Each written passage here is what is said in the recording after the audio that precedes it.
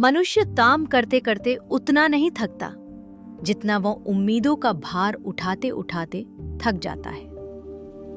हम जीवन में कभी लोगों से प्रशंसा चाहते हैं, कभी अपने प्रयासों का तुरंत परिणाम चाहते हैं और कभी दिल से चाहते हैं कि जिसके लिए हमने इतना किया वो हमें समझे, सराहे और उस प्रेम को लौटाए।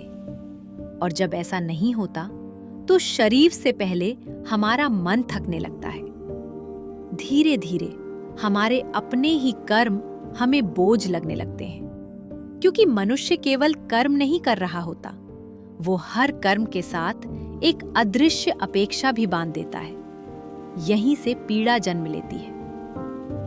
एक पिता पूरे जीवन परिवार के लिए संघर्ष करता है, पर भीतर कहीं ये आशा भी रखता है कि एक दिन उसके त्याग को समझा जाएगा। एक माँ बिना रुके सबका ध्यान रखती है, पर उसके मन में भी कहीं ये इच्छा होती है कि कोई एक बार उसे भी समझे। एक सच्चा इंसान रिश्तों को पूरी ईमानदारी से निभाता है, लेकिन जब बदले में उपेक्षा मिलती है तो उसका मन टूटने लगता है। कर्म थकाते नहीं, अपेक्षाएं थकाती हैं, क्योंकि अपेक्षा मन को परिणामों से बांध देती है। फिर हर प्रयास एक सौदा बन जाता है। मैं इतना कर रहा हूं, बदले में मुझे क्या मिलेगा? और जहां जीवन सौदे में बदल जाए, वहां शांति धीरे धीरे समाप्त होने लगती है। कृष्ण का कर्म योग इसी गांठ को खोलता है। वो ये नहीं कहता कि मनुष्य इच्छा रहित मशीन बन जाए। वो केवल इतना सिखाता है कि अपने अस्तित्व को परिणामों के सहारे मत टिकाओ, क्योंकि जब मनुष्य अपनी पहचान दूसरों की स्वीकृति में ढूंढता है तो अस्वीकृति उसे तोड़ देती है। जब वो अपने मूल्य को सफलता से बांध देता है तो असफलता उसे भीतर से खाली कर देती है। लेकिन जिस दिन ये धागा टूटने लगता है, उसी दिन भीतर एक नई स्वतंत्रता जन्म लेती है।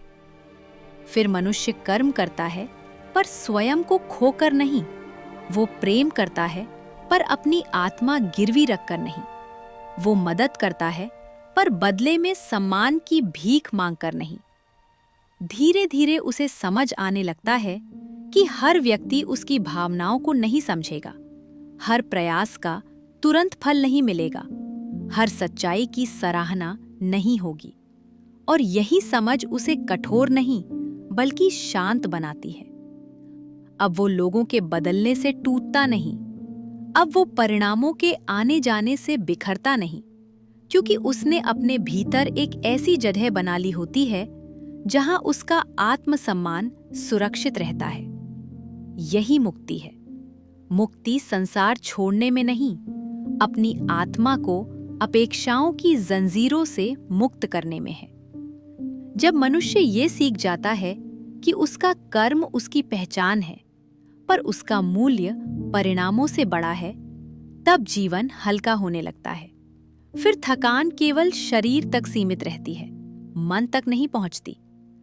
और शायद कर्मयोग का सबसे सुंदर सत्य यही है, जो व्यक्ति अपने कर्मों को पूरी सच्चाई से करता है, पर अपनी शांति को उनके परिणामों से बांधता नहीं, वही भीतर से धीरे धीरे मुक्त होने लगता है।